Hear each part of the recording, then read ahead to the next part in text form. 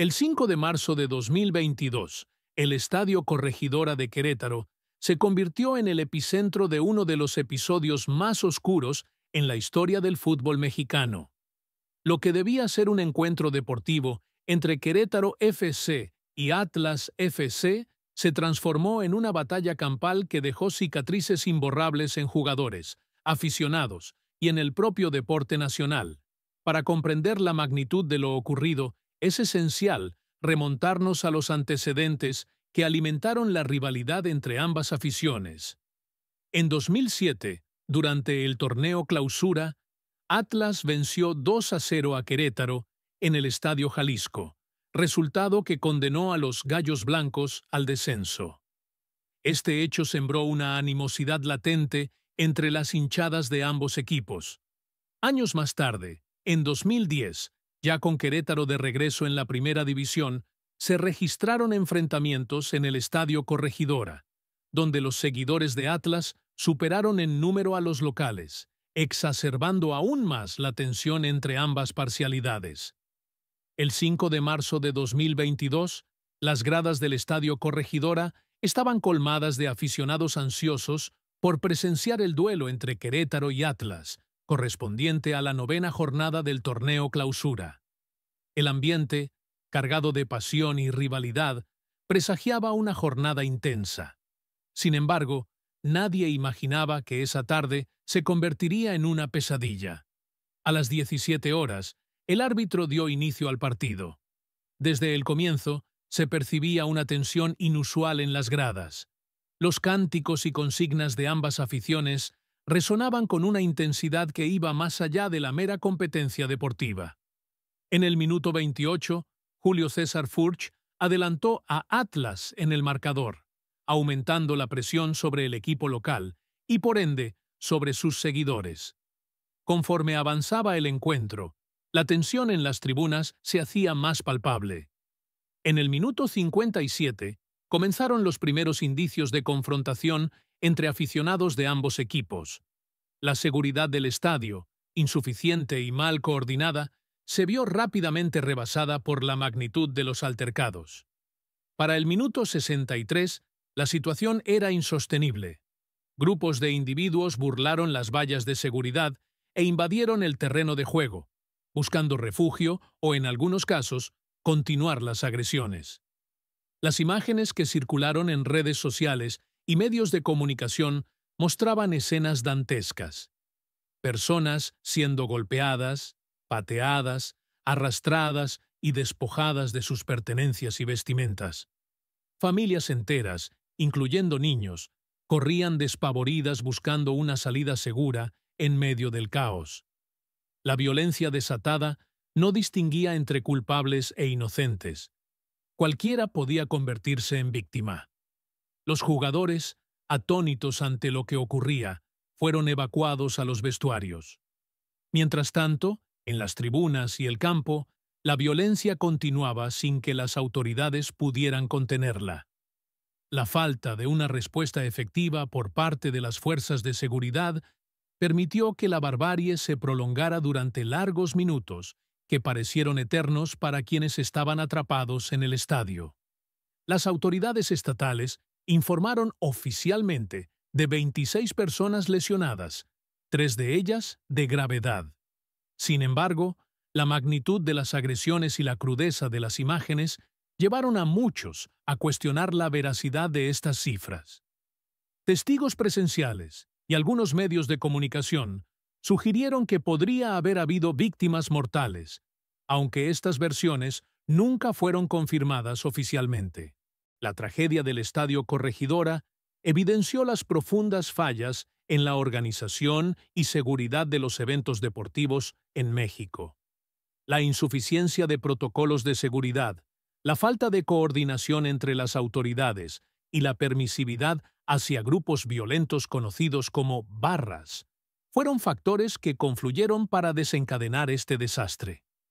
Este episodio no solo dejó heridas físicas en las víctimas directas, sino que también marcó un antes y un después en la percepción del fútbol mexicano.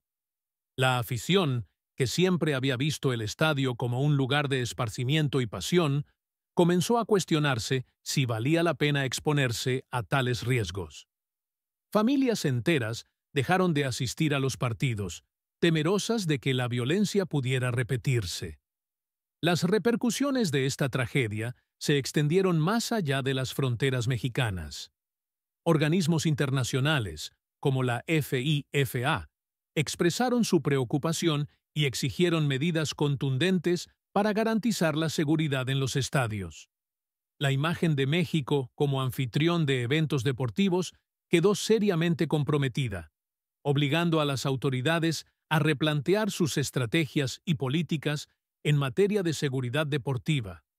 En los días posteriores, se llevaron a cabo múltiples reuniones entre directivos de la Liga MX, autoridades gubernamentales y representantes de los clubes para analizar lo sucedido y buscar soluciones que evitaran la repetición de hechos similares. Se discutieron reformas en los protocolos de seguridad, sanciones más severas para los clubes cuyos aficionados incurran en actos violentos y la posible disolución de las barras consideradas peligrosas. Sin embargo, la implementación de estas medidas encontró resistencia en diversos sectores. Algunos argumentaban que disolver las barras podría generar más violencia fuera de los estadios, mientras que otros consideraban que las sanciones propuestas eran insuficientes para erradicar el problema de raíz. La falta de consenso y la burocracia retrasaron la aplicación de cambios significativos, dejando en evidencia la complejidad de abordar un problema tan arraigado en la cultura futbolística del país. La tragedia del Estadio Corregidora no solo dejó una cicatriz imborrable en la memoria colectiva del fútbol mexicano, sino que también desató una serie de reacciones y medidas que buscaban, al menos en apariencia, restaurar la confianza en la seguridad de los eventos deportivos. Tras los violentos sucesos, la Liga MX y la Federación Mexicana de Fútbol se vieron obligadas a actuar con rapidez. Se anunció la suspensión de todos los partidos programados para el domingo siguiente, una decisión sin precedentes que reflejaba la gravedad de la situación. Además, se iniciaron investigaciones para identificar y sancionar a los responsables de la violencia. El Querétaro Fútbol Club fue objeto de severas sanciones.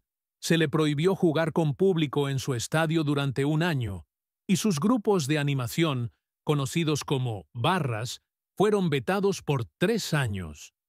Los propietarios del club también fueron inhabilitados para participar en actividades relacionadas con el fútbol durante 5 años, y se les impuso una multa de 1.500.000 pesos mexicanos.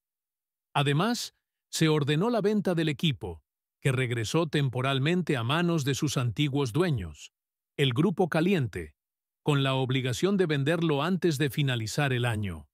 En un intento por reforzar la seguridad en los estadios y prevenir futuros incidentes, la Liga MX implementó el sistema Fan ID. Este mecanismo requería que los aficionados proporcionaran datos personales y biométricos para poder ingresar a los estadios, con el objetivo de identificar y, en su caso, sancionar a quienes incurriesen en comportamientos violentos o discriminatorios. Sin embargo, esta medida no estuvo exenta de polémica. El Instituto Nacional de Transparencia, Acceso a la Información y Protección de Datos Personales, INAI, inició una investigación sobre el uso de estos datos, señalando posibles irregularidades en su manejo y almacenamiento.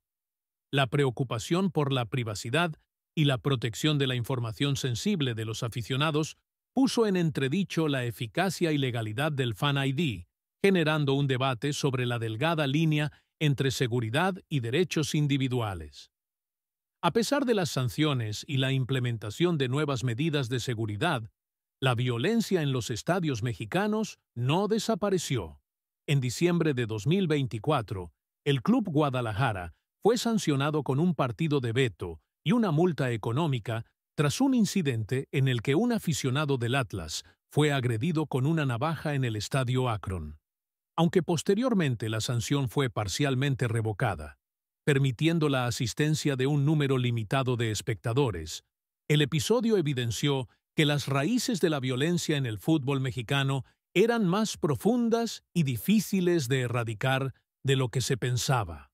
La tragedia del Estadio Corregidora y los incidentes posteriores pusieron de manifiesto una problemática estructural en el fútbol mexicano: la impunidad y la falta de una cultura de paz en los estadios.